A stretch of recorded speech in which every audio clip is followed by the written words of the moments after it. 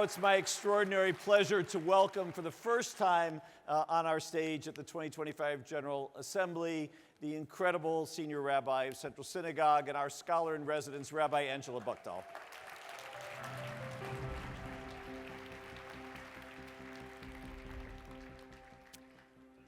Ve'ele toldot. These are the generations. This is how this week's Torah portion begins.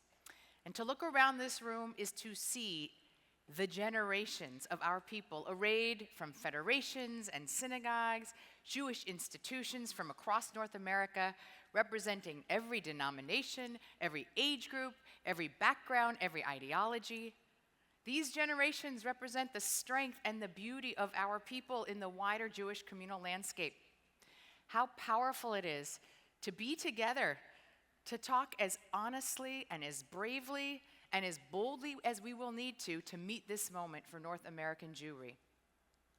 Our Torah portion picks up this week from the story of the first Jews, Abraham and Sarah, and continues with the next generation, the first Jewish child. As you know, Isaac didn't have it easy. He had that near sacrifice his father made on his life, and then a famine in the land which caused him to leave his home and to become a stranger once again.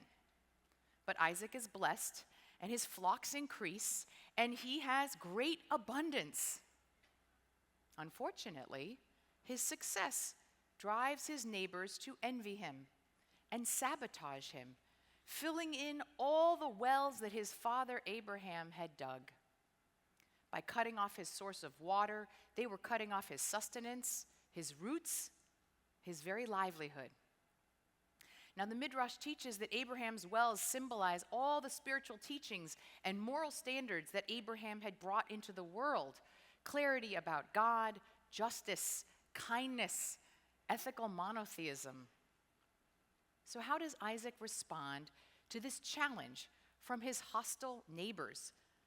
They're filling in his father's cisterns. He goes back to the wells and he begins digging. He digs deep until they flow with water once again, and he restores the names that his father gave to them.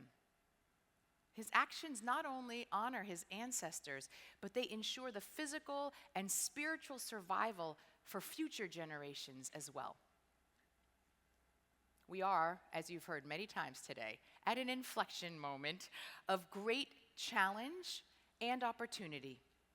There are wells that our ancestors dug here that have sustained North American Judaism, a robust ecosystem of Jewish institutions, schools and synagogues, camps and JCCs, federations and agencies.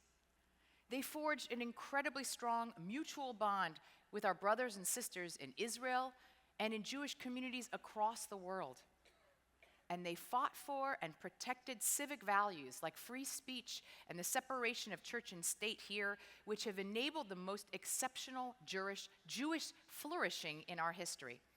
Now, we know there are those right now who are trying to fill in those wells, which our ancestors labored to create. But those well springs are essential. Our tradition said they flowed with Maim Chaim, with living waters, and indeed they have been the source of our Jewish security, our thriving, and our lives here in North America. So we too, we must redig those wells. We can and we will restore and strengthen our Jewish communal organizations, which gather us from our sects and our silos and unite us in common cause.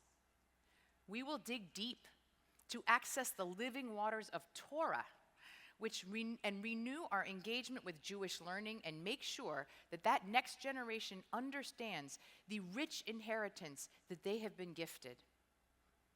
We will restore our names that our ancestors gave and use them proudly: Zionist, homeland, chutzpah, Jew.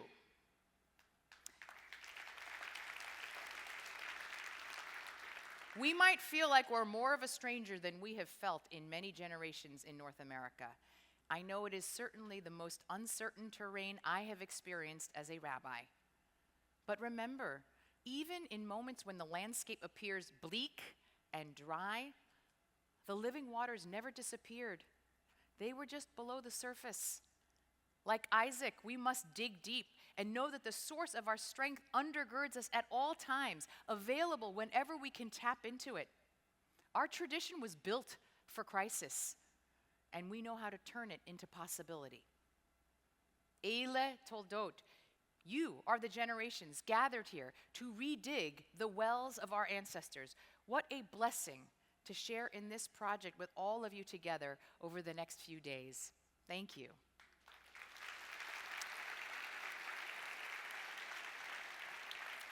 And now, can I invite you to honor our countries that we come from, the American, Canadian, and Israeli national anthems. Please rise.